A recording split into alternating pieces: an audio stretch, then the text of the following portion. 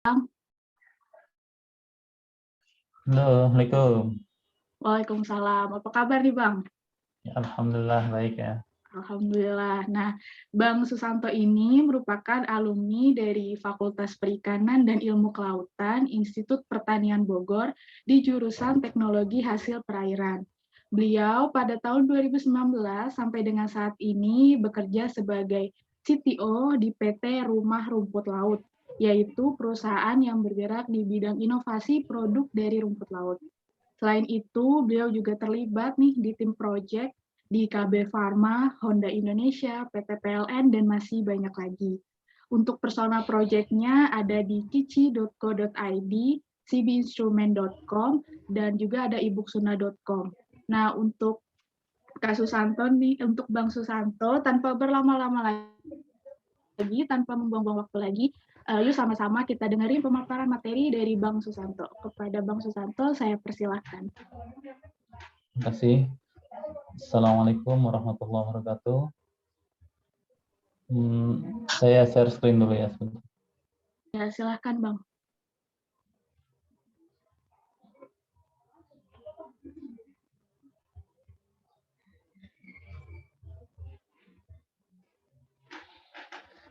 Alhamdulillah, wassalatu wassalamu ala rasulillah. Terima kasih sebelumnya kepada panitia dari KNT IPB 1 Jakarta Pusat yang telah memberikan kesempatan kepada saya untuk sharing pengalaman dan ilmu di digital marketing yang selama ini sudah saya jalani sebagai profesi saya. Pada kali ini kita akan berkesempatan memahami fakta dan mitos seputar digital marketing bagi pemula. Sebelumnya mungkin tadi sudah dikenalkan oleh moderator kita, nama saya Muhammad Susanto, tapi biasa dipanggil Abang Sotong ya kalau di IPB sendiri gitu ya. Saya pernah kerja sebagai supervisor dan konsultan, kemudian pernah juga punya perusahaan sendiri di bidang seperti ikan hias laut dan seafood supplier. Kemudian semenjak tahun 2000 sampai dengan saat ini kurang lebih 20 tahun ya, saya bekerja sebagai IT freelancer untuk beberapa perusahaan dan juga yang tetapnya itu di Rumah Rumput Laut sebagai CTO ya. Ini adalah beberapa proyek yang pernah saya tangani, di antaranya ada KB Pharma, Honda Indonesia, dan lainnya, kemudian juga mengerjakan proyek-proyek pribadi. Yang kali ini saya sharing, saya kasih disclaimer begini, karena saya ini sebenarnya tidak berpendidikan IT gitu, jadi lebih otodidak. Jadi yang saya sharing ini merupakan pengalaman saya pribadi selaku praktisi IT. Jadi silakan masing-masing nanti dijadikan insight ya. Silakan masing-masing praktek untuk dapat bisa nemuin yang terbaiknya buat masing-masing kayak gimana gitu ya. Jadi bisa jadi apa yang saya jelaskan di sini nanti ketika dicoba sama teman-teman ternyata berbeda hasilnya gitu. Yaitu karena itu tadi, karena di digital marketing itu banyak sekali faktornya, tapi paling tidak ini bisa menjadi insight. Jadi ada gambaran ke depannya sih mau ngapain gitu ya. Nah, seputar digital marketing sendiri itu banyak fakta dan mitos yang ada. Nanti kita akan bahas paling tidak 10 mitos yang sering di apa ya, dialami oleh para pemula di digital marketing. Sebelum memilih cara untuk memasarkan suatu produk atau jasa, biasanya digital marketer tuh paling tidak melakukan 3 hal ini. Yang pertama adalah riset, dia mempelajari produknya tersebut atau jasanya tersebut, bagaimana trennya seperti apa kayak gitu ya. Sehingga apa-apa yang dibutuhkan jadi bisa tahu. Kemudian melakukan self education atau skill upgrade. Karena di digital marketing mungkin banyak hal-hal yang sebelumnya tidak diketahui harus dipelajari gitu. Misalkan berkaitan dengan desain foto, desain grafis gitu ya, berkaitan dengan menulis, berkaitan dengan website dan lain sebagainya, belajar Instagram dan sebagainya. Jadi banyak ya macamnya itu. Jadi harus belajar. Kemudian juga harus paham kita sebenarnya budgetnya ada berapa sih gitu, kemampuan finansial diri sendiri berapa. Nah, minimal sebelum kita untuk memilih cara untuk memasarkan, ini 3 hal ini harus kita pelajari gitu ya. Nah, ini akan mengenai riset tadi yang poin pertama, itu penting untuk kita bahas di sini. Saya akan gambarkan secara cepat di sini bagaimana perkembangan digital di Indonesia di tahun 2000, di tahun 2020 gitu ya. Ini data 2021 artinya data yang terrecord selama tahun 2020 ya gitu. Karena baru dipublish 2021. Ini benar data ini benar-benar masih fresh, jadi bisa dijadikan acuan bagi teman-teman semua karena benar-benar ini datanya di rentang tahun 2020 ketika corona itu mulai terjadi di Indonesia gitu. Jadi semua ini kan berkaitan, kalau sekarang kesempatan di digital marketing itu berkaitan dengan adanya pandemi COVID-19 di seluruh dunia termasuk di Indonesia gitu ya. Jadi kita penting untuk tahu gimana sih data di Indonesia itu sendiri yang terekam selama corona ya, selama terjadi pandemi gitu ya. Nah ini silakan diperhatikan gitu ya. Nah di tahun 2020 Indonesia memiliki 274,9 juta masyarakatnya ya, jumlah masyarakatnya. Kemudian yang terkoneksi dengan internet itu sekitar 73,7% atau sekitar 202,6 juta orang gitu ya. Jadi banyak sekali ya yang sudah terkoneksi, ada 73%. Ini pemerataan internet di Indonesia cukup bagus. Ini tadi kalau kita lihat data di sini, kita lihat yang tengah ini, ternyata terjadi kenaikan dari 2019 ke 2020 sebesar 15,5% penambahan pengguna internet di Indonesia. Ada dalam rentang waktu setahun itu ada 27 juta orang yang baru terkoneksi gitu ya, yang terkoneksi pengguna baru gitu ya. Jadi ini kenaikan ini luar biasa dibandingkan dengan tahun sebelumnya. Nanti untuk data lengkapnya bisa minta ke panitia, nanti akan saya share data lengkap 2020 dengan data lengkap 2021 sebagai perbandingan gitu ya. Ada datanya, jadi yang kita bahas ini nggak terlalu banyak, ini yang penting-penting saja. Kemudian rata-rata setiap hari orang Indonesia itu menggunakan internet rata-rata 8 jam 52 menit. Lebih lama dari waktu tidur ya. Waktu tidur yang paling umum itu kan 8 jam ya. Ternyata orang menggunakan internet seharinya lebih dari waktu tidurnya gitu, sampai 8 jam 52 menit. Ini tahun 2019 datanya itu 7 jam 59 menit. Nggak nyampe di 8 jam ini gini ya. Jadi ini luar biasa. Kemudian di sini yang menggunakan mobile, smartphone gitu ya, mobile phone ya, untuk internetan ini ada 195 juta orang gitu ya. Dan orang online di handphone itu rata-rata 5 jam 4 menit per harinya setiap orang. Mungkin diri sendiri juga seperti itu gitu ya. Ya saya sendiri nggak bisa dipungkiri, mungkin lebih dari 5 jam untuk saya sendiri gitu ya, setiap hari online di baik itu di handphone maupun di laptop ya. Nah ini website-website yang paling top di Indonesia menurut Semrush. Semrush ini semacam lembaga pemeringkatan web gitu juga yang menghitung total traffic website di seluruh dunia itu ya. Nah untuk Indonesia sendiri nomor 1 pangsa pasarnya masih dikuasai oleh Google. Tapi kemudian di sini yang perlu kita perhatikan medsos maupun yang berkaitan dengan digital marketing itu kayak YouTube ada di peringkat 3, kemudian ada Facebook di peringkat ke-6 gitu ya. Ada mungkin marketplace, ada Tokopedia di peringkat 12, Shopee di peringkat 13. Nah, itu menurut saya yang penting-penting untuk kita di digital marketing. Kemudian ada Instagram dan Twitter di 19 dan 20. Ini top query maksudnya keyword yang paling banyak dicari di mesin pencarian Google itu seperti ini ranknya. Bisa dilihat orang Indonesia gemar cari kata-kata apa aja. Cuman di sini ada yang miris ya. Di nomor 7 bisa dilihat itu ternyata orang Indonesia ada yang judi online juga nih kelihatannya gitu ya. Ada togel tuh di peringkat nomor 7 gitu ya. Peringkat nomor 7 ada togel. Nah, ini jadi orang biasanya di Google nyari apa? Inilah peringkat 1 sampai 20-nya. Kemudian penggunaan sosial media. Ada 170 juta orang di Indonesia yang menggunakan sosial media. Nanti terbagi dari apa saja bisa kita lihat.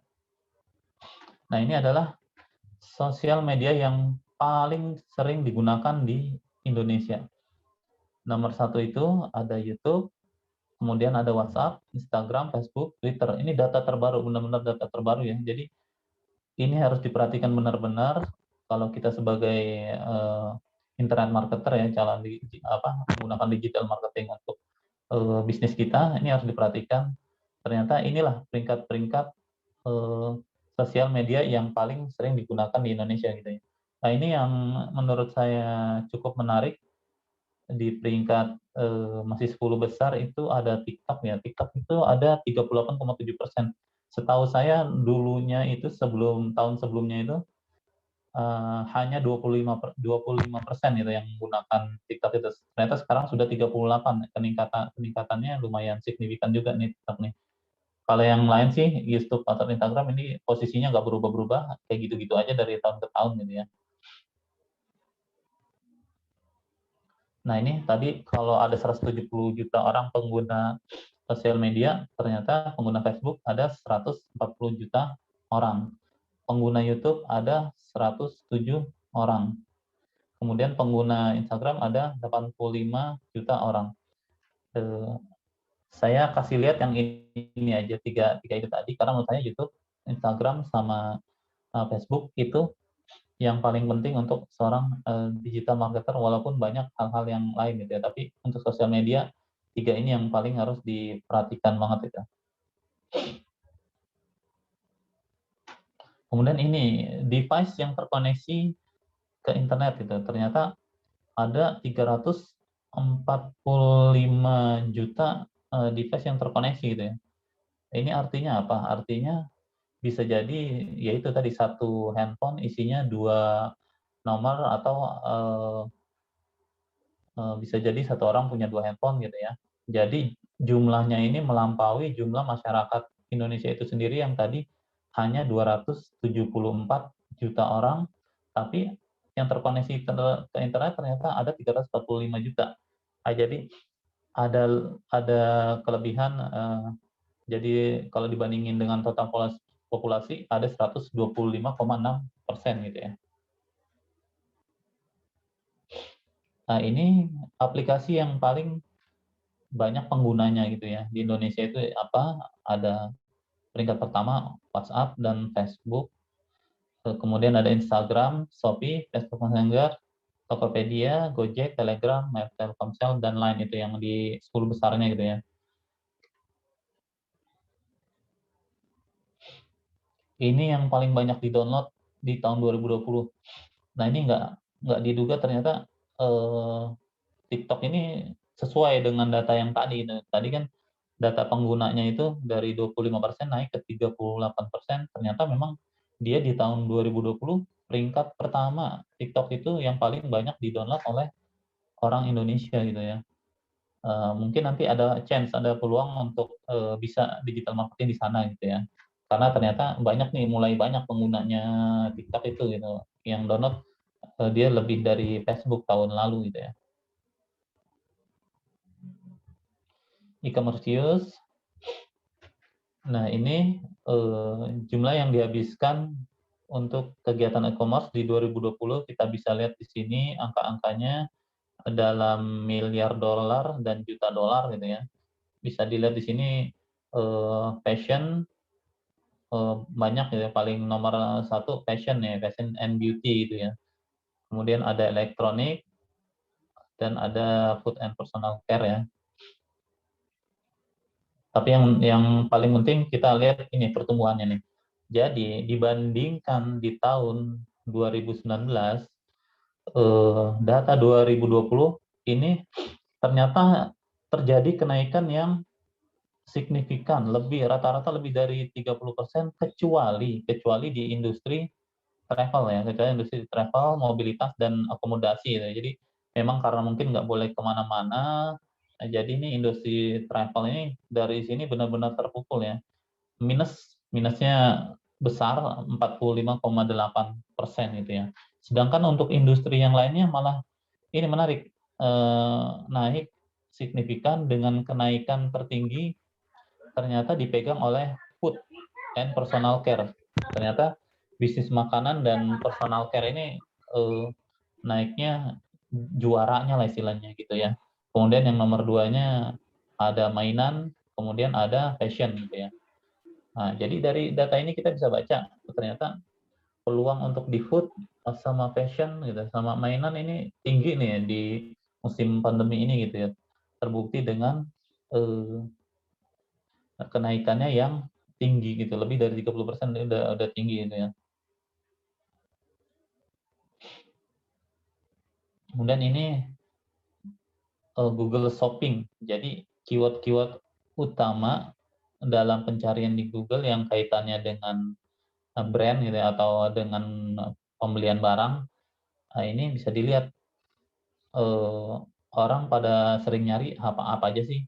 Ternyata HP, Samsung, Oppo, iPhone, Redmi segala macam nih yang bisa dilihat di sini peringkat orang yang paling banyak cari gitu ya.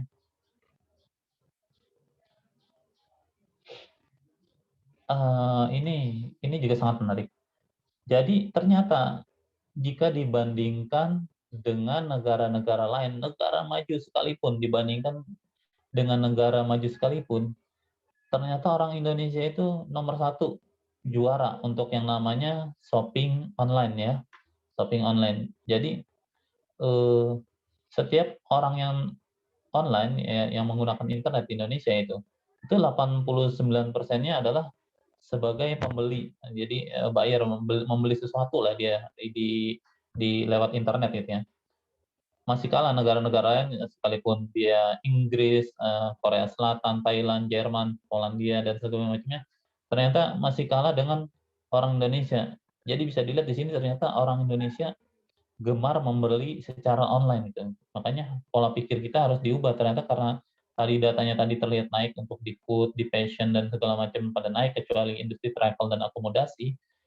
Dikaitkan dengan ini, ternyata orang Indonesia nomor 1 juara di dunia tuh juara untuk membeli secara online gitu ya. 89% dibandingkan dengan yang lain-lain gitu ya. Nah ini bisnis food delivery. Berapa banyak orang yang menggunakan delivery food ini di Indonesia? Ternyata ada 37 juta orang membeli makanan secara online atau pernah membeli makanan secara online gitu ya. Ya nggak bisa dipungkiri, saya pun sebulan pasti ada lah membeli makanan secara online, ada gitu ya. Nah ini peningkatannya sekitar 35,2% dibandingkan tahun sebelumnya gitu ya. Di digital marketing itu sendiri, orang itu menemukan sebuah brand atau bisnis kita itu dari mana sih? Ternyata nomor 1 kita ditemukan lewat search engine, bisa jadi Google ya. Kalau di Indonesia kan pangsa pasar di dunia, bahkan di dunia itu ya pangsa pasar search engine nomor 1 itu Google. Kemudian dari iklan-iklan di sosial media, mungkin kita suka lihat iklan ada di Instagram, iklan di Facebook, iklan di lain-lainnya gitu ya. Kemudian ada rekomendasi atau lewat komentar dari sosial media, dan lain sebagainya.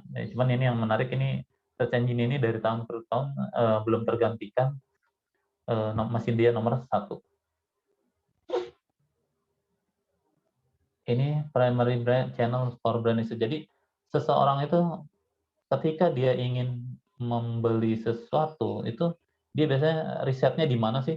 dicari barang itu di mana. Ternyata di search engine itu nomor pertama juga, kemudian di social network, kemudian berdasarkan review juga, kemudian berdasarkan webnya brand tersebut, dan lain-lain ini.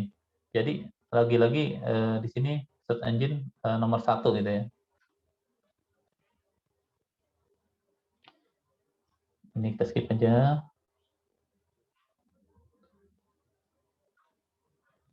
Nah, langsung kita masuk ke mitos gitu ya. Jadi ini poin utama yang jadi pembahasan materi kali ini gitu ya.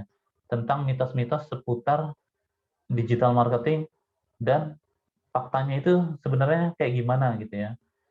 Jadi penting untuk diketahui ini. Mitos yang pertama, saya nggak akan bahas semua mitosnya di sini, hanya 10 mitos yang paling sering ya. Mitos ini banyak lah, di digital marketing itu sendiri banyak mitos-mitos yang bertebaran di sekitar kita ya. Ini yang paling sering kita dengar aja gitu ya. Jadi yang pertama, digital marketing hanya untuk perusahaan atau bisnis yang besar gitu ya. Orang taunya orang digital marketing ya dia harus punya dana gede, harus brandnya udah gede, baru bisa lakuin digital marketing. Ya, ternyata itu tidak ya. Karena ini saya contohkan. Ini bisa saya contohkan ya. Ini adalah pencarian saya di Google Maps untuk gorengan. Saya lagi nyari gorengan nih di sekitar sini. Ketika saya ketikkan gorengan, gitu ya, nah ini keluar tempe mendoan dan gorengan mana lagi gitu ya. Ini keluar di nomor pertama. Kenapa ini keluar di nomor pertama? Dugaan besar saya karena ini yang reviewnya paling banyak, ada 39 review gitu ya. Tapi kemudian ketika saya cari gorengan enak gitu ya, gorengan enak, ternyata beda hasilnya yang keluar. Ternyata nih yang keluar orang yang bikin warung Pak Yudi namanya yang keluar ya. Warung Pak Yudi, dia pakai keyword gorengan selfie, gorengan murah enak Jati Jajar Sukamaju Cilodong Trisakti gitu ya.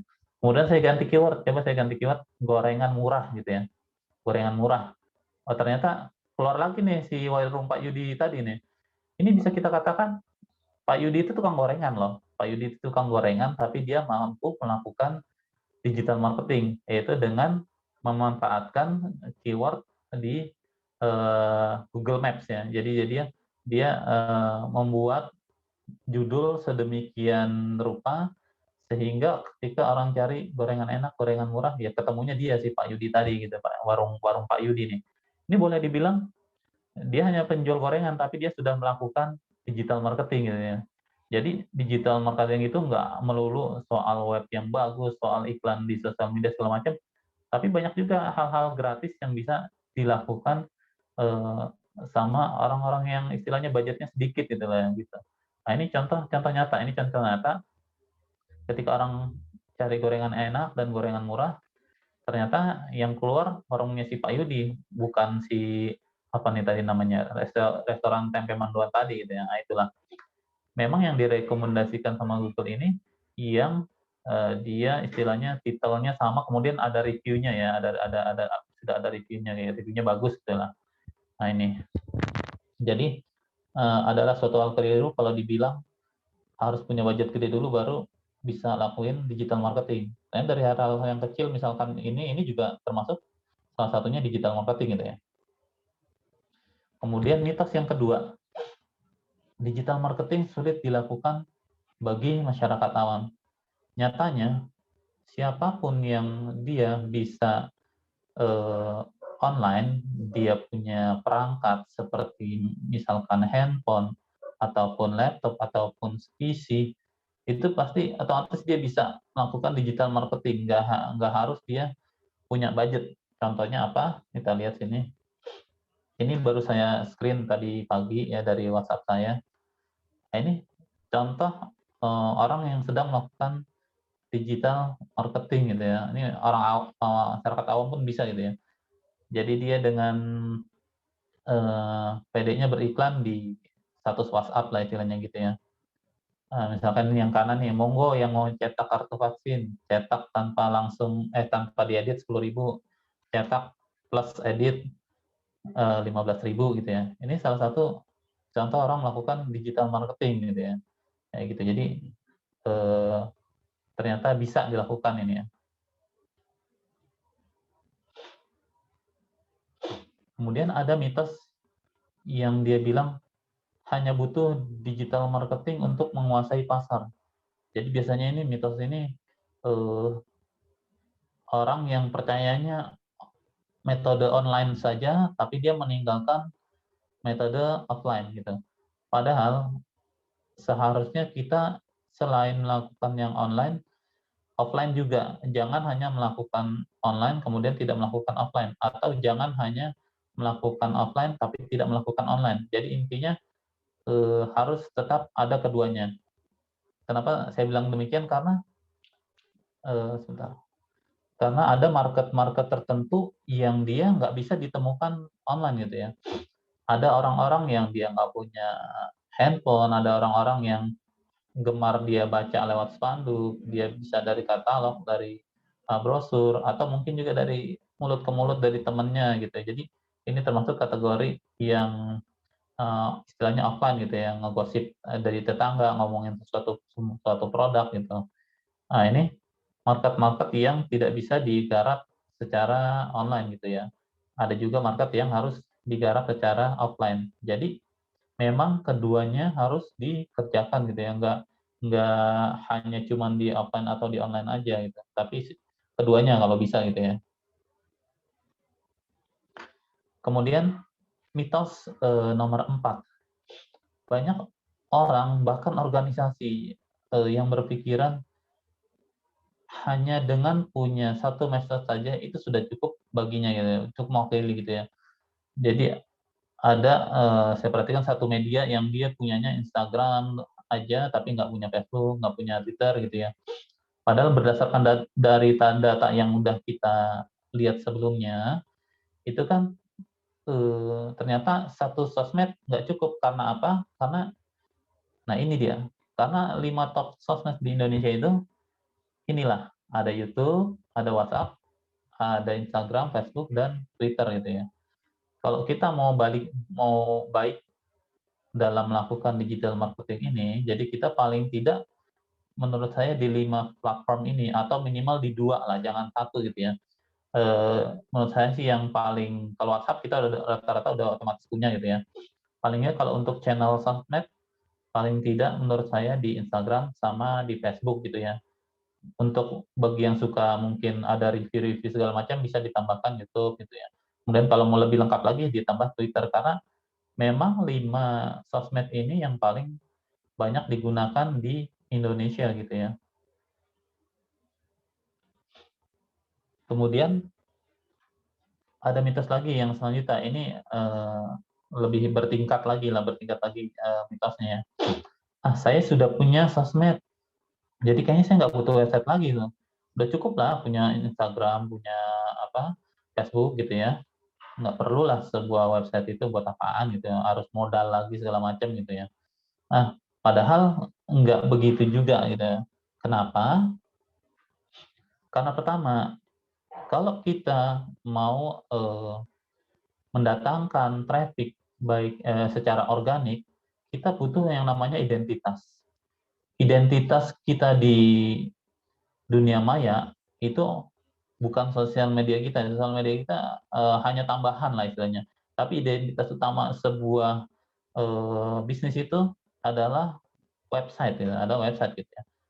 Sekarang coba saya tanya, bisnis mana sekarang yang bisnis besar maupun medium gitu yang nggak punya website? Rata-rata pasti punya. Mungkin hanya kecil sekali yang nggak punya gitu ya, rata-rata mesti punya, walaupun dia misal hanya sebagai company profile doang atau produk profile doang, atau mungkin isinya hanya sehalaman nunjukin alamatnya dia gitu ya, itu kayak gitu. Tapi tetap perlu sebagai identitas gitu ya. Karena apa? Karena kalau kita nggak punya sebuah identitas ini, trust-nya beberapa orang itu akan turun. Memang nggak semua orang itu percaya dengan websitenya, apakah ini original apa enggak webnya gitu ya. Tapi untuk yang sudah terbiasa dengan belanja online, dia sudah ini ya, sudah biasa gitu ya digital marketing, itu akan merendahkan tingkat kepercayaan mereka gitu. ini ragu-ragu nih mau beli di sini, webnya aja nggak ada, ya biasanya gitu. Ada beberapa orang yang memang kayak gitu, gitu. Nah, jadi tingkat percayaan rendah, gitu, trust-nya low gitu ya. Kemudian dia bakal kehilangan potensi market baru yang memang dari search engine tadi gitu ya. Karena apa? Karena setiap orang mencari sesuatu di web itu kan keluarnya pasti di web ya. Dan web itu sebenarnya nggak selalu harus berbayar, yang gratis pun banyak. Cuman memang hasilnya kurang maksimal kalau gratis gitu ya. Tapi kalau mau dimulai yang gratis pun banyak gitu ya. Kemudian memang kalau kita digital marketing, sebagai digital marketer itu perlu website agar hasilnya maksimal gitu ya. Coba tanya aja ke mungkin sekeliling teman-teman, kalau yang dia biasa jualan online dengan serius gitu, yang dia omsetnya sudah gede, pasti dia punya website gitu, rata-rata gitu. Karena dia menyadari fungsi sebuah website ini bagaimana di digital marketing itu, seperti itu. Kemudian ini level yang selanjutnya, mitos yang selanjutnya, yang penting sudah punya website gitu ya. Yang penting punya website gitu. Ada yang beranggapan gitu. Walaupun gimana kacaunya websitenya, yang penting punya website. Ada yang beranggapan kayak gitu. Ternyata di the next level ini nggak kayak gini gitu ya. Ternyata web itu punya kriteria-kriteria yang harusnya dipenuhi oleh sebuah website sehingga dia nyaman untuk diakses seseorang gitu ya. Yang pertama itu adalah loadingnya cepat. Siapa sih yang nggak gondok kalau lagi buka web? Loadingnya lama banget gitu ya, kita sampai nunggu gitu ya. Kadang kita tinggal ngemil apa gitu ya, baru kebuka gitu misalkan gitu. Ada web-web tertentu yang kayak gitu. Eh, kita pengen tentu kalau buka sesuatu ya cepat, kalau nggak cepat ditinggal. Nah, kriteria loading cepat itu kalau berdasarkan secara umum itu di mana website mampu maksimal dibuka 3 detik sudah terbuka gitu ya. Di atas 3 detik biasanya di skip atau ditutup, ditutup nggak jadi buka dia tuh. Biasanya gitu berdasarkan spek kayak gitu. Jadi kalau sudah di atas 3 detik itu orang udah nggak suka tuh biasanya gitu. Kemudian faktor selanjutnya adalah mobile friendly. Mobile friendly ini maksudnya sebuah web ketika dibuka di perangkat manapun, misal dibuka di smartphone, dibuka di tablet, dibuka di PC, dibuka di laptop, itu tampilannya nggak berantakan. Itu namanya mobile friendly. Jadi bisa dioperasikan di mana saja secara mudah gitu ya. Nggak berantakan tampilannya ketika dibuka di berbagai device. Kemudian selain tadi dia harus mobile friendly, harus juga secure atau amannya. Sebuah website ini harus aman. Kenapa demikian? Karena itu tadi, karena itu adalah identitas kita. Tidak jarang pebisnis yang jatuh karena webnya kena hack gitu ya. Ada salah satu klien saya di Jogja, dulu dia pernah kehilangan potensial penjualannya dia karena websitenya itu down selama 1,5 bulan gitu ya. Itu sudah dicoba diperbaiki nggak bisa gitu. Akhirnya saya handle, alhamdulillah bisa aman lagi, kemudian bisnisnya bisa jalan lagi gitu ya. Jadi cukup mengganggu ketika sebuah web yang memang dia kita tunjukkan untuk transaksi ternyata nggak aman, kebobolan gitu ya. Nggak usah jauh-jauh lah, misalkan teman-teman buka Tokopedia gitu ya. Kalau Tokopedia nggak bisa dibuka sejam aja, itu potensial loss-nya si Tokopedia udah pasti gede gitu. Karena dalam sejam itu udah pasti banyak yang mau tadinya mau melakukan transaksi, kemudian nggak bisa transaksi karena misalkan kena hack atau apa gitu ya. Ada hal-hal yang bikin dia nggak bisa dibuka, dalam sejam aja itu dia udah kehilangan market yang banyak gitu ya. Kemudian selain secure, harus dia punya konten yang up to date gitu ya. Jadi memang harus rajin-rajin bikin konten gitu ya. Kayak misal kita lihat di Tokopedia, misalkan Tokopedia, ya kalau di halaman depannya aja kita buka, baik di aplikasinya ataupun di webnya itu sendiri, hampir tiap hari pasti berubah isinya gitu ya. Ada promo baru inilah, ada pengenalan fitur baru inilah, segala macam gitu ya. Ada konten ini itu gitu. Nah memang dia sebisa mungkin menarik penggunanya gitu ya. Kemudian mitos selanjutnya. Jadi ada orang-orang yang dia takut untuk melakukan bisnis online karena dia ketakutan kalau ada ulasan negatif di bisnisnya dia, itu bisa berdampak buruk pada bisnis dia gitu ya. Karena dia bilang komen negatif di dunia maya itu susah dihilanginnya, dia bilang gitu. Padahal nggak gitu juga. Kita hanya perlu mengcounter komentar-komentar yang negatif tersebut ya. Misal ini saya kasih contoh. Nah, ini ada penjual sajadah. Ini ceritanya penjual sajadah di Tanah Abang. Ini langsung saya ambil screenshot dari komentar di Tokopedia ya. Nah, ini saya ambil screenshotnya. Ini bisa terlihat gimana baiknya si penjualnya mengcounter komentar-komentar yang negatif ya, yang reviewnya ratingnya rendah gitu ya. Kayak misal ini yang paling yang pertama dia dikasih bintang 1 karena dibilang bahannya terlalu tipis. Tapi kemudian komentar negatif tersebut dijelaskan sama dia, maaf Kak, ini udah jelaskan dari deskripsinya aja kalau sejadah ini memang sejadah tipis. Jadi memang dia jualan sejadah tipis, kenapa dikomentarin sejadah tipis gitu, bahannya terlalu tipis kan gitu menurut dia ya. Berarti kakaknya yang nggak baca sebelumnya, kalau gini seolah-olah penjual yang salah, jadinya salah paham. Mohon dihargai penjual untuk bisa kasih review bintang 5. Nah ini kita selaku calon pembeli, tadinya kita mau beli sejadah di sini, ternyata komentar negatifnya atau rating negatif di situ bisa di-counter dengan baik oleh si penjual gitu. Ah ini emang sejadahnya tipis ya, wajar dikomentarin gitu, bukan salah si penjual memang gitu ya. Kemudian ada juga yang kasih komentar bintang 2 tanpa dia komentar apa-apa gitu ya, ngasih rating bintang 2 tanpa komentar apa-apa. Kemudian di-counter sama si penjualnya, "Mohon maaf Kak, ada apa ya dengan produknya? Kenapa dikasih bintang 2 tanpa penjelasan?" gitu ya kan. Nah, jadi memang dia berusaha bertanya terhadap komentar-komentar yang negatif ya. Dan ini baik untuk kita berjualan online seperti ini, harusnya seperti ini. Ketika ada komentar yang rating yang negatif, komentar yang negatif, itu bisa kita counter dengan bijak, tidak dengan marah-marah gitu ya, tapi dengan baik. Ya seperti ini misalkan, ini komentar yang menurut saya cukup baik dari penjualnya, responnya baik. Dia meng-counter rating negatif dengan cara yang baik, sehingga kita sebagai calon pembelinya ketika mau beli sejadah ini nggak ragu, karena ternyata memang bukan dari segi kualitasnya, ini yang komentar aja nih istilahnya kayak yang ngasih rating kayak nggak tahu diri atau gimana gitu, atau nggak baca memang dia gitu kan. Nah, seperti itu ya. Jadi tidak selamanya komentar atau rating negatif itu buruk untuk bisnis, justru bisa meningkatkan trust kalau di counter dengan cara seperti ini gitu ya. Kemudian mitos selanjutnya, banyak produk serupa dengan harga lebih murah.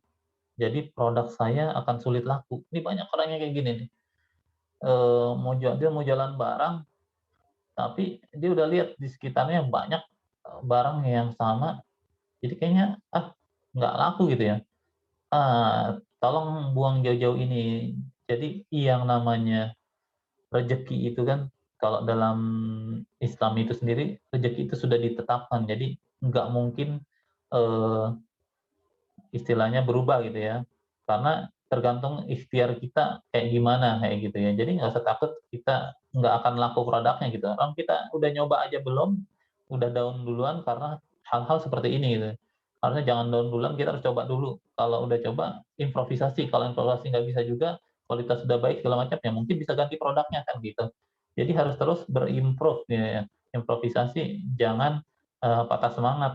Jangan hanya karena banyak produk serupa dengan harga lebih murah, jadi dia ketar-ketir mau nggak pengen jualan gitu, nggak pengen jualan terus mau ngapain gitu. Kalau di orang yang dagang gitu ya, ini akan saya buktikan kenapa orang itu membeli. Sebenarnya faktor harga itu faktor nomor sekian gitu ya. Jadi orang membeli rata-rata karena ini, karena dia memang butuh gitu ya. Yang pertama itu seseorang membeli karena ada kebutuhan di situ gitu ya. Dia sepatunya robek, ya dia otomatis pengen beli sepatu gitu ya, nyarilah dia beli sepatu gitu ya. Kemudian dia butuh kenyamanan, misalnya tadinya dia kasurnya keras, dia pengen kasur yang empuk gitu ya. Nah, pindahlah dia gitu, pengen ganti kasur kan kayak gitu. Nah, kemudian kualitas, oh dia udah tahu produk ini di tempat kita terkenal bagusnya gitu, dibandingin produk serupa di luaran gitu. Otomatis dia akan membeli kualitas kita walaupun harganya tidak sama gitu, harganya mungkin beda lebih mahal sedikit gitu. Nah, itu tetap kita yang dibeli biasanya kayak gitu. Nah, masalah persoalan harga itu di bawahnya lah, istilahnya di bawah ketiga faktor tersebut. Harga terjangkau, tapi kalau eh, istilahnya kualitas nggak ada juga nggak akan dibeli sama orang gitu. Orang lebih inilah orang sekarang tuh cerdas-cerdas gitu membeli. Kenapa? Karena kebanyakan karena hal-hal tersebut gitu ya. Kemudian karena bisa juga beli karena customer service-nya baik ketika melayani gitu ya. Ya nggak sekali dua kali saya pun ketika ingin membeli sesuatu di toko yang tadinya saya belum pernah beli gitu ya. Ketika kita bertanya itu dia layaninnya dengan baik gitu ya. Jadi dijawab runtut dari A sampai Z-nya gitu. Misalkan dikasih tahu barangnya begini-begini, keunggulannya gimana, kekurangan barang ini gimana, kalau mau barang yang lebih bagus ada alternatifnya yang apa gitu. Dia benar-benar jualan ya sih ke customer service-nya itu, kita akan tertarik di situ juga, bisa jadi karena customer service-nya juga gitu. Kemudian ini contoh dari yang saya bilang, harga itu nggak selalu jadi patokan buat orang membeli gitu ya. Ini di Jakarta Selatan, kalau tidak salah di Pasar Minggu ya. Ini dia jualan lele online nih, jualan lele online di Tokopedia ini ya. Ikan lele segar setengah kilo 19.500. Mahal nggak? Mahal gitu kan. Kalau menurut harga umum mahal. Karena apa? Karena saya biasa beli lele cuman 31.000 paling mahal gitu kan. Tapi ini kan kalau dijadikan 2 kilo udah 39.000 gitu ya. Bedanya lumayan jauh. Tapi ternyata telah terjual 1.437 kali terjual gitu ya. Dengan rating 4,9, ya ratingnya bagus sekali ya, 4,9 gitu ya. 1.437 kan berarti kalau kali 5 udah 700, hampir 750 kilo gitu, terjual ya jualan lele ini gitu. Nah ini ternyata harga yang mahal gitu ya, yang mahal nggak jadi jaminan barang itu nggak laku gitu ya. Ternyata bisa laku juga gitu ya. Jadi itu dia tadi, rezeki itu ya sudah ditetapkan, jadi gimana kita berusaha aja gitu ya. Ini pun dia jualan lele kayak gini, ternyata laku aja gitu ya. Nah ini mitos nomor 9. Nah ini mitos yang sekarang sedang terjadi di kita ini ya. Lagi corona bro, yang beli juga paling sedikit gitu kan. Eh, jadi orang males untuk jualan gitu. Padahal itu kaitannya dengan yang offline gitu ya. Kalau corona itu kaitannya dengan yang offline karena kita baca data sendiri nih. Data yang tadi sebelumnya gitu ya. Ternyata penjualan di semua sektor kecuali sektor travel, mobilitas dan akomodasi tadi yang turun. Ternyata di semua sektor itu naik. Naiknya nggak tanggung-tanggung di atas 30% semua gitu ya untuk segala macam kategori gitu ya. Hanya yang dia sifatnya mobile aja tadi, yang traveling, hotel gitu ya, hotel, jasa rental kendaraan atau segala macam itu yang dia turun mungkin ya. Tapi ternyata yang untuk fashion, elektronik, makanan, personal care, mainan, furniture itu semua naik gitu ya. Karena apa? Ini karena kaitannya tadi orang meninggalkan belanja offline, dia belanjanya online, makanya terjadi kenaikan di semuanya ini. Dan ini benar-benar data terbaru, data 2020 dan dibandingkan data 2019 sebelum terjadinya wabah corona di Indonesia gitu ya. Jadi memang kita harus mengalihkan dari yang tadinya offline menjadi online gitu ya. Nah ini mitos yang terakhir, ini sebenarnya bukan buat pemula ya, tapi menurut saya penting untuk diketahui juga oleh teman-teman gitu ya. banyak orang yang berpikiran gini, saya punya banyak duit, saya nggak hanya perlu beriklan lah agar produk saya laku, saya nggak perlu ngelakuin macam yang lain-lainnya gitu ya. Nah, ini nggak sepenuhnya benar, ini karena strategi di digital marketing itu harus semuanya kita lakukan secara menyeluruh, tidak hanya traffic yang dari gratisan aja, atau tidak hanya dari traffic berbayar aja seperti yang beriklan ini gitu ya. Kenapa? Karena optimasi mesin mencari atau search engine tadi supaya website kita bisa ditemukan di dunia maya, itu tetap penting untuk sebuah bisnis kita itu yang beroperasi secara online saat ini gitu ya. Jadi brand apapun atau bisnis apapun yang saat ini online, dia perlu untuk mengoptimasi mesin mencari karena semakin banyak orang yang justru online, posisinya online. Tadi terjadi kenaikan, tadi pengguna internet kan tadi datanya 27 juta orang pengguna baru di tahun 2020. 27 juta orang itu market yang sangat besar ya, kenaikan 15% gitu ya dibanding tahun sebelumnya gitu. Nah, ini beberapa fakta dari SEO, Search Engine Optimization. SEO memiliki peluang 20 kali lebih banyak dibandingkan PPC. PPC ini maksudnya pay per click, metode beriklan yang berbayar gitu ya. Jadi yang gratisan ternyata peluang trafficnya 2 kali lebih banyak daripada PPC. Tapi ya, perlu diperhatikan ini ada tata caranya tersendiri, harus dipelajari lagi gitu ya. Kemudian yang memegang pangsa pasar mesin mencari di seluruh dunia saat ini Google dengan 91,75% itu dipegang oleh Google. Makanya keberadaan website kita di search engine itu perlu untuk ditemukan gitu ya. Kemudian fakta yang menarik nih, fakta terakhir ini menarik banget menurut saya. Jadi 76% orang yang mencari sesuatu di sekitarnya akan berkunjung ke tempat tersebut di hari yang sama. Misalkan saya butuh ada 100 orang misalkan nyari misal apa ya, tukang jahit misalkan, tukang jahit baju wisuda misalkan gitu ya, jahit baju wisuda. Tuh ada 100 orang yang nyari kayak gitu di Maps misalkan Google Maps atau di search engine gitu ya. Ternyata data Google ini 76%-nya itu berkunjung ke tempat yang dia cari gitu ya. Jadi benar-benar menarik ini karena dari kunjungan tersebut kan ada kesempatan untuk menjadi konversi, jadi beli dia istilahnya kayak gitu. Ternyata dari data Google pun 28%-nya melakukan pembelian gitu ya. Jadi misalkan saya tadi nyari ada 100 orang nyari gorengan gitu ya, nyari gorengan anggap 100 angkanya. Berarti kalau menurut data ini ada 28 orang itu yang dia akhirnya melakukan pembelian, beli gorengan dia gitu. Kayak gitu ya. Oh ini enggak penting. Jadi ini adalah 4 kondisi umum marketing yang biasanya dialami oleh kita gitu ya. Jadi kondisi pertama, produknya bagus, marketingnya bagus. Ini tentunya nggak akan jadi masalah gitu ya. Kemudian kondisi kedua, produknya bagus, marketingnya buruk gitu ya. Ini tentu perlu memperbaiki strategi marketing gitu ya. Karena produk yang berkualitas tidak akan bisa terjual dengan baik kalau nggak bisa dimarketingin dengan baik juga gitu ya. Kemudian kondisi ketiga, produk buruk, marketing bagus. Biasanya ini akan tetap jalan, tapi lama-kelamaan akan dikomplain orang. Karena apa? Karena kualitasnya jelek ternyata, kayak gitu ya.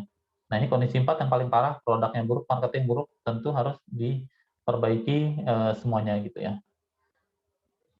Nah itu saja dari saya. Untuk lanjutan mungkin kita tanya jawab dulu, saya kembalikan ke moderator, saya persilakan.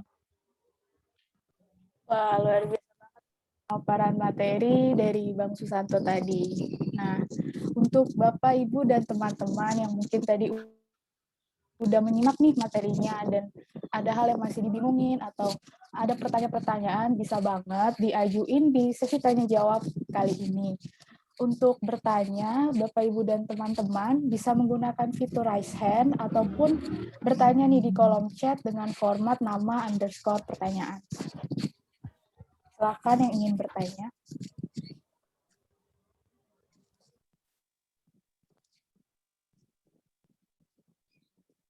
Oke, mungkin sambil menunggu nih Bapak, Ibu, dan teman-teman yang mau bertanya, aku mau nanya dulu, boleh nih Bang? Iya, silakan. Aku tuh pernah baca ada yang namanya PPC kalau nggak salah. Nah, itu apa bedanya sih sama SEO? Jadi kalau PPC itu biasanya disebut dengan pay per click, atau kita beriklan, entah itu iklannya di search engine ataupun di sosial media seperti di Facebook, di Instagram dan lainnya, mengeluarkan uang ya, berbayar. Jadi kalau biasa kita buka Instagram atau Facebook, kemudian di beranda kita muncul iklan-iklan gitu, iklan-iklan. Nah, itu ketika kita klik, kita harus bayar ya si pengiklan. Kalau kita ngiklan di situ, kita kena charge gitu. Jadi disebutnya pay per click gitu ya. Jadi keluar budget di situ. Bedanya kalau di SEO itu lebih mengoptimalkan sebuah website sehingga traffic bisa datang secara organik dari lewat pencarian gitu ya. Contoh yang misalkan saya lakukan, misal jual beli kontainer. Saya ada handle satu perusahaan, perusahaan itu jual beli kontainer sana di Jakarta Utara, itu ya, Jakarta Utara. Saya bikin beberapa artikel yang memang dikhususkan artikel tersebut dirancang atau didesain supaya ketika orang mencari, misal sewa kontainer Jakarta Utara gitu ya. Nah, itu saya harapkan halaman saya tersebutlah yang keluar gitu ya. Nah, itu namanya traffic organik gitu ya. Traffic organik itu akan sangat menguntungkan apabila yang dicari itu ada long tail. Long tail itu maksudnya lebih dari dua kata. Misal gini, ketika Putu misalkan pengen beli sepatu gitu ya, pengen beli sepatu, ketika search di Google sepatu gitu, nggak mungkin carinya sepatu, itu namanya bukan long tail ya. Kemudian dipersempit lagi, sepatu wanita gitu ya. Nah, kemudian dipersempit lagi, sepatu wanita warna merah Bogor misalkan gitu. Itu udah panjang udah panjang. Dibandingkan dengan kata sepatu doang atau sepatu wanita itu akan lebih mendatangkan konversi yang terakhir tadi, yang panjang tadi. Karena udah jelas-jelas kalau kita nyari sepatu wanita warna merah Bogor itu udah jelas-jelas kita pasti punya tujuan untuk membeli sepatu wanita warna merah gitu kan. Atau merek, kita sebut merek gitu. Misalkan sepatu Nike gitu, sepatu Nike ukuran sekian, misalkan kayak gitu. Nah, itu sudah jelas kita pengen membeli sesuatu dibandingkan yang umum gitu ya. Jadi PPC tadi dia berbayar, pay-per-click itu berbayar. Kalau SEO ini gratis, kita bisa bikin sendiri. Cuman ya kita butuh ketekunan di situ gitu ya, ketekunan. Tapi kebanyakan saya lihat digital marketer sekarang itu melakukan hanya salah satu dari keduanya. Gitu. Dia dengan PPC tadi dengan berbayar atau dengan yang gratis ya dengan SEO gitu ya. Padahal yang baik itu kalau mau sempurna ya kita harus lakukan keduanya, karena traffic itu datangnya dari yang berbayar juga, dari yang organik juga dengan kita melakukan pencarian tadi gitu ya. Mungkin kalau di Instagram kita kan lewat hashtag mencarinya gitu ya, kayak gitu ya. Jadi tetap penting keduanya untuk dilakukan, demikian. Oke, makasih Kak. Makasih Bang Sato atas jawabannya. Dan ini ada nih di kolom chat ada yang bertanya dari Bapak Danang Suryono. Bertanya, jika kita berjualan hanya barang koleksi gitu di marketplace seperti CD musik misalnya, di mana setiap judul CD itu hanya ada satu barang, tapi punya banyak judul model marketing. Nah, judul model marketing apa nih yang cocok untuk usaha seperti itu, dan apakah cukup hanya lewat ads di marketplace tersebut atau perlu tempat lain seperti Jadi ini Bu Danang apa Pak Danang ya? Pak Danang ya. Bapak dan Pak ya, Pak Danang ini ya. Bapak Danang seperti itu. Oke. Pak Danang ini jadi dia ceritanya punya koleksi CD musik gitu ya, di mana setiap barangnya itu hanya ada satu, cuman banyak barangnya. Misalkan dia koleksinya ada eh, Nirvana, Mozart, apa segala macam gitu, yang banyak gitu ya, tapi cuma punya satu-satu gitu ya. Itu sebenarnya yang paling yang paling cocok gitu ya. Ini spesifik sekali, menurut saya spesifik sekali. Bisa berbagai macam cara pun bisa, tapi kita dengan menargetkan, kalau misalkan di marketplace, itu kita targetkan spesifik aja gitu. Karena misalkan kita pengen nargetin, kalau di marketplace itu kalau terlalu umum, eh, malah habis budget kita cepat. Jadi misal musiknya, misal saya kasih contoh apa ya, misalkan Mozart gitu ya. Misalkan Mozart kan musiknya musik-musik klasik gitu ya. Ya mungkin kita ingin pembeli kita benar-benar yang ingin beli Mozart, makanya kita di settingan di marketplace itu keywordnya mungkin musik klasik gitu ya, atau langsung aja to the point gitu. CD Mozart atau apa gitu ya, yang benar-benar spesifik, jangan hanya sekedar dikasih keyword musik gitu ya, itu kurang bagus, itu kurang tepat. Nah kalau mau lewat web gitu, web ya tentu kita perlu bikin page-page khusus untuk si CD itu, setiap judul, benar-benar setiap judul, karena setiap judul ini kita harapkan ada orang yang mencarinya gitu. Jadi benar-benar kalau ini barang langka, eksotis gitu ya, nah itu biasanya cepat lakunya gitu ya. Jadi bisa, dimanapun bisa, asal strateginya benar gitu ya. Kalau di marketplace ya tadi, jangan jangan terlalu umum keywordnya, yang benar-benar menjurus ke sana. Kalau jual yang kita punya CD Mozart, ya udah berarti kan CD musik klasik atau apa gitu ya, yang kaitannya dengan si Mozart itu memang gitu ya. Atau mungkin personilnya siapa gitu ya, bisa jadi gitu. Jadi semakin spesifik itu semakin baik karena tertarget dan nggak ngabisin budget gitu ya. Gimana Pak Danang nih? Gimana Pak Danang, ada Artinya tanggapan? mungkin uh, saya boleh bicara ya. Ya silakan Pak. Artinya ini berarti kalau di seperti Tokopedia atau Bukalapak itu kan dia menyediakan ads gitu ya. Iya. Yang tentunya harus kita bayar. Itu berarti nggak efektif ya kalau dengan tipikal barang yang cuman satu-satu gitu. Ya, kalau dibilang efektif, ya tergantung harga sebenarnya Pak. Jadi kalau harganya itu bagus, efektif juga menurut saya gitu. Tapi kalau harganya itu kira-kira umum, nggak terlalu banyak marginnya, ya itu kurang bagus gitu. Jadi saya nggak bisa tahu itu gimana-gimana karena saya nggak tahu harganya gitu ya. Kalau satu barang Ya, itu ya. misalkan mencapai harga bisa jutaan gitu, ya itu worth it juga untuk coba dilakukan, bisa aja ya menurut saya gitu.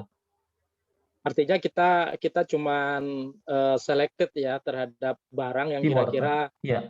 memberikan margin yang besar, boleh kita pakai ads yang disediakan oleh Topet sama BL gitu misalnya, karena Iya. kita harus bayar di sana. Betul, Oke, makasih. betul. Iya. Baik, terima kasih Pak Danang atas pertanyaannya.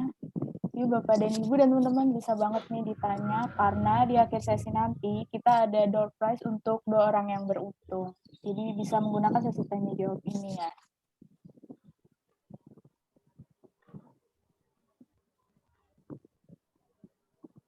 Memang kalau saya sambil sharing juga, jadi Ya Bang, silakan. Memang di digital marketing ini banyak orang yang takut memulai atau melangkah karena strategi di awalnya udah salah gitu ya, udah salah. Yang karena tadi mitos-mitos yang tadi itu dia sudah salah gitu. Misalkan apa yang kita punya sekarang, kita definisikan diri kita sendiri, apa sih yang kita punya gitu. Kita punyanya waktu luang, misalkan gitu, waktu gitu ya, nggak punya duit nih, cuman waktu gitu yang kita punya gitu. Ya berarti bisa dengan tadi nulis artikel yang kaitannya dengan produk kita gitu, karena kita nggak punya uang misalnya gitu. Jadi dilakukan apa yang bisa dilakukan. Sebentar, ini ada pertanyaan kayaknya ya. Ini ada pertanyaan dari Ibu Wulandari. Gimana digital marketing dalam makanan frozen? Gini, kalau untuk makanan frozen biasanya itu kan tercakup frozennya itu gimana dulu? Maksudnya gini, frozen itu nggak semua yang frozen bisa dikirim lewat marketplace. Ada barang-barang tertentu memang yang dia sangat riskan, baik itu ringkih maupun masa kadaluarsanya cepat gitu ya.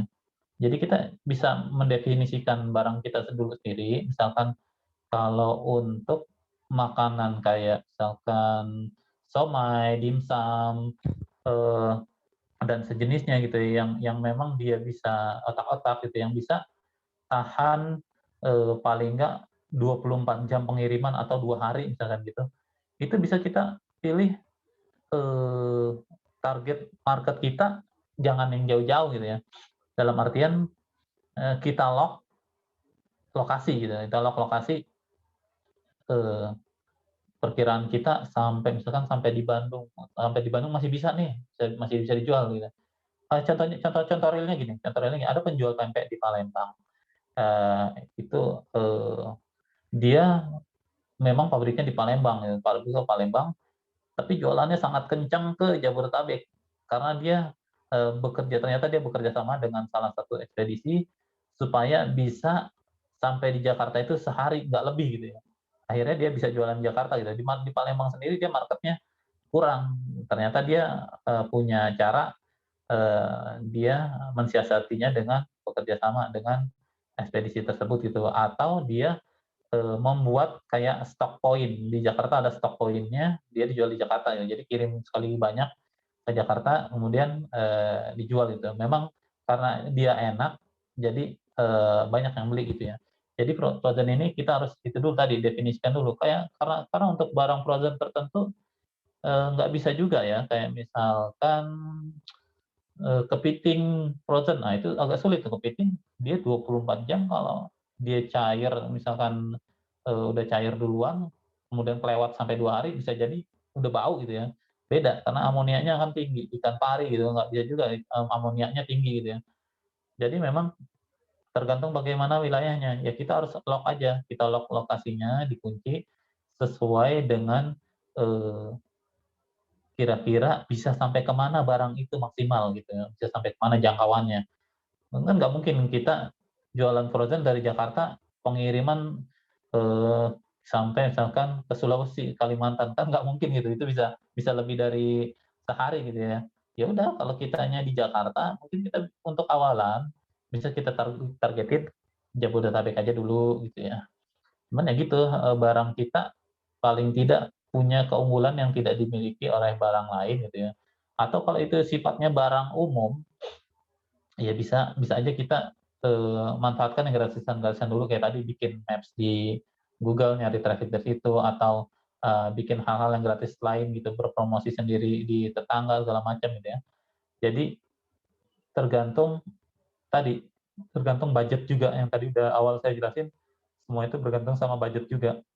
Jangan memaksakan gitu ya, dan jangan salah memulai kayak gitu. Gimana Bu Wulandari ini? Makanannya apa nih Gimana Bu? Bu Wulan, apa ada tanggapan? Mungkin bisa diceritain makanannya apa gitu. Jadi bisa saya kasih tanggapannya lebih spesifik lagi gitu.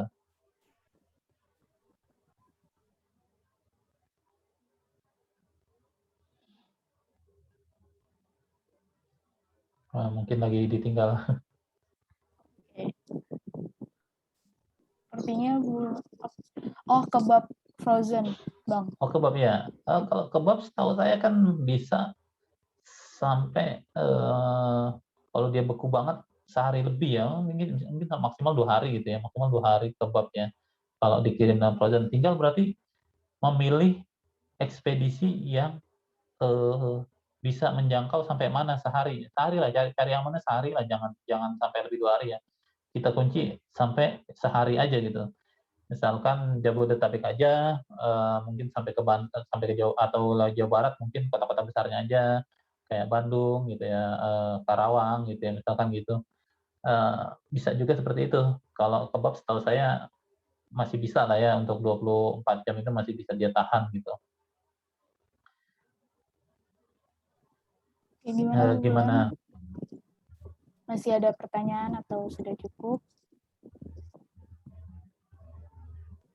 Karena kayak saya sendiri pun saya menghandle perusahaan ini, perusahaan yang tadi saya ceritakan, yang dijual beli kontainer itu, Dia depoknya itu di sana di Jakarta Utara di apa namanya Priuk ya, sana daerah Priuk sana gitu ya, Tanjung Priuk. Nah itu karena dia ekspedisi pengirimannya terbatas, dia bisa ngirimnya cuma ke wilayah Jabodetabek dan kota-kota besar di Jawa seperti Semarang dan Surabaya. Ya akhirnya saya putuskan untuk menargetkan marketnya ya di situ-situ aja memang gitu ya. Walaupun secara permintaan dari Palembang ada, kadang dari Makassar ada, itu yang jauh-jauh gitu ada, cuman karena nggak memungkinkan untuk dikirim ke sana gitu ya. Jadi ya memang target marketnya di situ-situ aja sesuai dengan lokasi yang bisa dijangkau seperti itu. Baik, terima kasih untuk Bu Wulan nih yang udah bertanya dan juga Pak Susanto yang sudah menjawab. Kira-kira apa ada yang mau bertanya lagi sebelum sesi tanya jawab ini diakhiri? Ya, sama-sama Bu Wulan.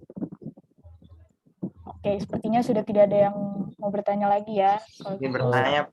Oh, silakan. Ya. Ya, silakan. Ya, Assalamualaikum Bang, izin bertanya kan tadi di data ada kenaikan food and personal care itu 61,3% ya Bang untuk permintaan dan Indonesia juga menjadi konsumen terbesar di dunia. Tadi kan Abang ngomongin gorengan Pak Yudi nih. Nah, saya jadi ingat Bang dulu waktu masih offline gitu ya, sama teman-teman di kontrakan di Bogor, itu jualan piscok. Nah, tapi kita kirimnya ke asrama sama ke teman-teman mahasiswa gitu Bang. Jadi kayak kita produksi piscok. Nah, tapi waktu itu saya belum kepikiran untuk mengembangkan ini secara online gitu Bang. Nah, kalau untuk yang semacam gorengan atau makanan-makanan sudah jadi kayak gini tuh, itu baiknya pakai platform apa ya Bang untuk promosi di online-nya Bang? Kalau untuk yang dia saya bilang tadi tergantung margin juga gitu ya. Jadi margin itu nanti kaitannya bisa dengan memang harga barangnya yang selisihnya jauh atau dengan kuantitasnya gitu ya. Kuantitasnya banyak kayak gitu. Untuk memulai, kalau untuk yang hal-hal kecil kayak gitu, biasanya kalau saya bikin tadi bisa di Google Business atau di Maps ya. Di Maps itu awal yang baik untuk pecinta gratisan istilahnya gitu ya. Pecinta gratisan itu awal yang baik untuk kita mulai dari Maps aja, dari Maps, terus mungkin bikin Google Business-nya gitu lah ya. Kemudian bisa juga kalau mungkin sudah ada budgetnya, kalau memang itu barangnya berbeda dengan yang saya bilang tadi, kita menjual sesuatu kan harus ada keunggulan ya, kecuali memang barang itu sifatnya kebutuhan gitu ya. Kayak misalkan tadi lele, ya orang butuh lele makan ikan gitu Pak. Jadi dia harga pun nggak ini, yang penting kualitas bagus gitu ya. Kalau barangnya itu sama dengan barang lain tapi nggak punya istilahnya nggak punya nilai jual lebihnya apa, ya udah coba kita yang di sekitaran kita aja dulu kita target marketnya gitu ya. Karena saya pernah juga lewat Google Business itu lumayan banyak responnya gitu ya, lumayan banyak dari Google Business gitu ya. Dan itu platform gratis dari Google, jadi bisa kalian manfaatkan bagi yang nggak punya budget gitu ya. Dan yang punya waktu luang bisa bikin tulisan-tulisan gitu ya. Gimana pun, sekecil apapun, menurut saya penting untuk seorang pebisnis itu punya website. Dan website itu nggak harus namanya berbayar, ada juga yang gratis-gratis gitu ya. Dan untuk bikin website yang bagus pun banyak yang bisa bikin dengan budget yang nggak besar gitu ya. Bisa itu bisa banyak, sekarang udah banyak jasa-jasa kayak gitu, tinggal pilih-pilih aja gitu ya. Seperti itu sih kalau menurut saya. Baik, bagaimana Saudara Rizal, ada tanggapan? Oh, makasih Abang dan Putu. Ya, terima kasih Saudara Rizal atas pertanyaannya. Nah, karena waktu untuk sesi tanya jawab ini sudah usai, untuk acara selanjutnya, sebagai bentuk rasa terima kasih kami kepada Bang Susanto, kami ada kenang-kenangan nih berupa sertifikat. Nah, untuk penyerahan sertifikat ini akan diwakilkan oleh Ketua Kelompok KKYT Jakarta Pusat 01, yaitu Saudara M. Rizal Abidin. Kepada Saudara Rizal, saya persilahkan. Terima kasih kepada Abang yang sudah menyempatkan waktunya untuk hadir pada kegiatan kita pada hari ini dengan materi yang sangat menarik dan membuka wawasan kita semua tadi. Dan harapannya ilmu yang diberikan oleh Abang pada pagi hari ini dapat mengembangkan kita, dapat membuka wawasan kita untuk mengembangkan bisnis-bisnis kita secara online ya Bang, apalagi di musim Amin. Betul, betul. yang namanya dukungan dari bidang digital marketing. Ada kenang-kenangan Bang dari panitia berupa sertifikat yang diberikan kepada Abang Muhammad Kanto SPI sebagai pembicara pada kegiatan hari ini. Ya, saya terima sertifikatnya. Alhamdulillah, terima kasih. Jazakumullah khairan pada semua panitianya dan pada yang sudah hadir mengikuti acara ini. Mungkin boleh saya kasih closing statement dulu nanti ya. Boleh ya Bang, silakan. Terima kasih Bang. Jadi kalau menurut saya intinya jangan takut memulai gitu ya. Kalau bingung nanti harus memulai dari mana mungkin nggak bisa ditanyakan di sini, silakan tanya ke panitia, ada nomor saya di Rizal ya. Silakan ditanya, nanti bisa diskusikan secara private gitu ya, japrian gitu ya. Kalau ada kesulitan apa, insya Allah saya bantu semaksimal mungkin, entah itu di bidang digital marketing ini atau spesifik saya sih di ini ya, di SEO. Kalau saya sebenarnya spesifik lebih di SEO sama di server development ya di situ. Cuman apapun bisa ditanyakan. Kalau nanti ada yang masih bingung di luar acara ini, silakan bisa hubungi ke panitianya gitu. Ya, terima kasih Bang. Untuk operator bisa dibantu didokumentasikan penyerahan sertifikat. Oke, dicoba foto ya. 1, 2. Oke, sudah. Terima kasih. Baik, terima kasih kepada operator. Selanjutnya, sebelum mengakhiri acara pada hari ini, nggak lengkap rasanya kalau kita nggak foto-foto. Nah, untuk Bapak, Ibu, dan teman-teman yang tidak terkendala sinyal, boleh untuk on cam, nyalain kameranya, kita akan melakukan sesi foto bersama.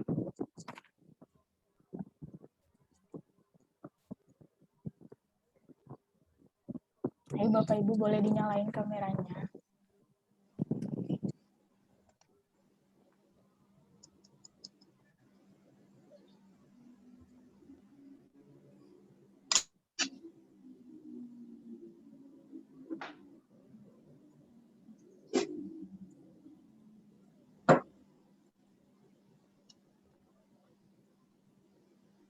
Apa ada lagi yang ingin menyalakan kameranya?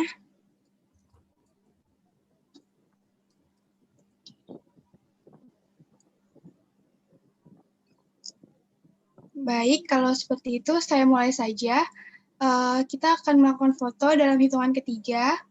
1, 2, 3. Satu kali lagi. 1, 2, 3. Baik, terima kasih kepada Bapak dan Ibu. Saya kembalikan ke MC. Ya, terima kasih kepada operator. Nah, selanjutnya kita ada pengisian absen dan juga link evaluasi.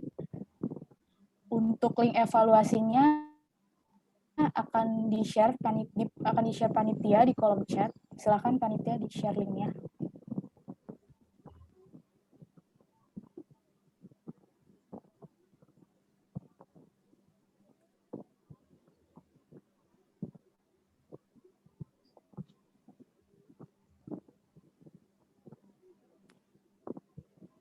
Panitia mohon dibantu di-share linknya di kolom chat.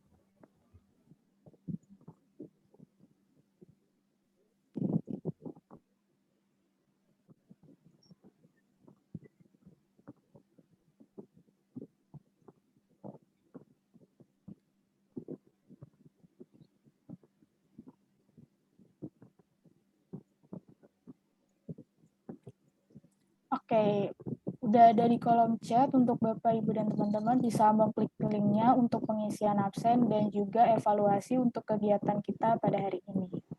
Untuk pengisian absen dan juga link evaluasi, saya beri waktu 5 menit ya.